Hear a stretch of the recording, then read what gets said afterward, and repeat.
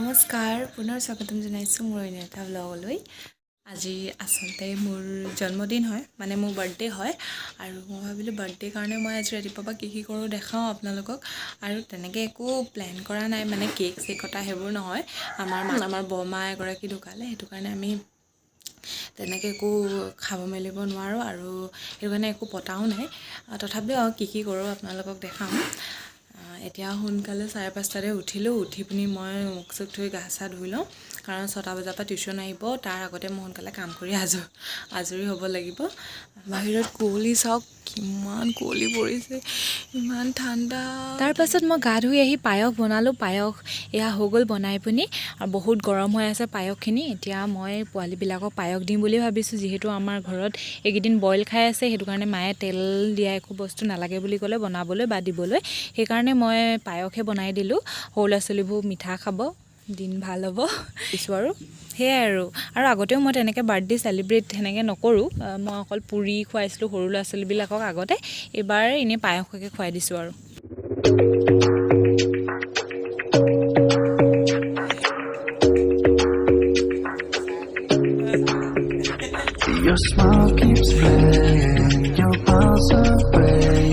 এতিয়া মই স্কুল যাবলৈ ওলালোঁ। দেখিছেই নহয় কিমান জাধুলিকৈ ওলাইছোঁ।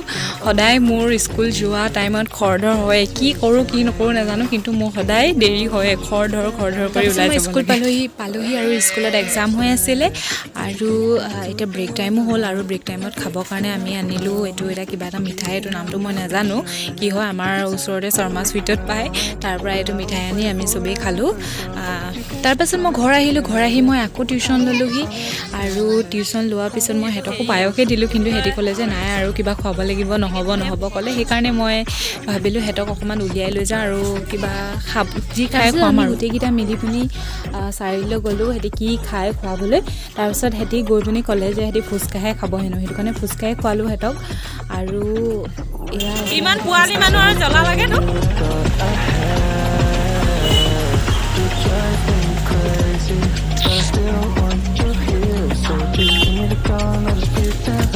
সোমাইছে নাই তোৰ মুখত?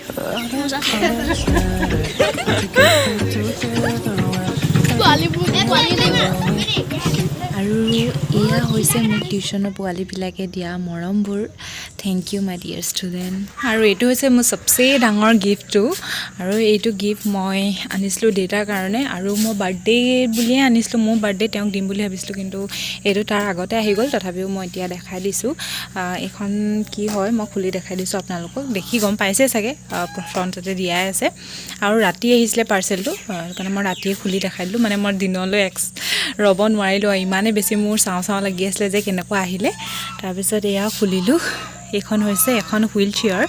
আমাৰ দেউতা যিহেতু উঠিব নোৱাৰে, সেইকাৰণে মই তেওঁক অকণমান ওলাব মেলিবৰ কাৰণে হুইল চেয়াৰখন আনি দিছিলোঁ। আৰু মই এনেকৈ দাঙি উলিয়াব চেষ্টা কৰিছিলোঁ, ক'তনো দাঙি উলিয়াব পাৰিম ইমান গধুৰ। তাৰপিছত মই কি কৰিলোঁ, এনেকৈ পেলাই দিলোঁ, পেলাই বুলি তাৰপিছত উলিয়ালোঁ। তেনেকৈ উলিয়াবলৈ অকণমান সহজ হয় আৰু।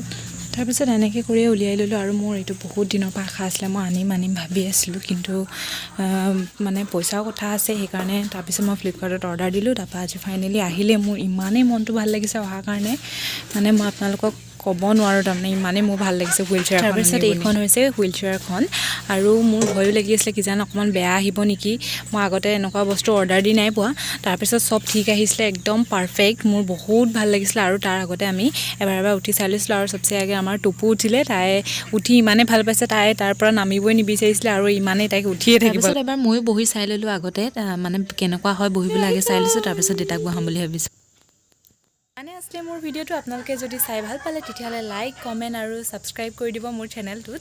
আৰু মোৰ বাৰ্থডে আছিলে 15 ডিচেম্বৰত, আৰু মোৰ এইকেইদিন ব্যস্ততাৰ কাৰণে আপলোড কৰা নহ'ল, যিহেতু স্কুলতো এক্সাম চলি আছিলে, মোৰো এক্সাম চলি আছিলে, সেইকাৰণে মই আপলোড কৰিব নোৱাৰিলোঁ। আৰু এতিয়া চবৰে পৰীক্ষা শেষ হ'ল, মোৰো পৰীক্ষা শেষ হ'ল, সেইকাৰণে এতিয়া আপলোড কৰিছোঁ। আৰু মই এতিয়া গিফ্টটো কেনেকুৱা লাগিলে সেইটোও জনাব। আৰু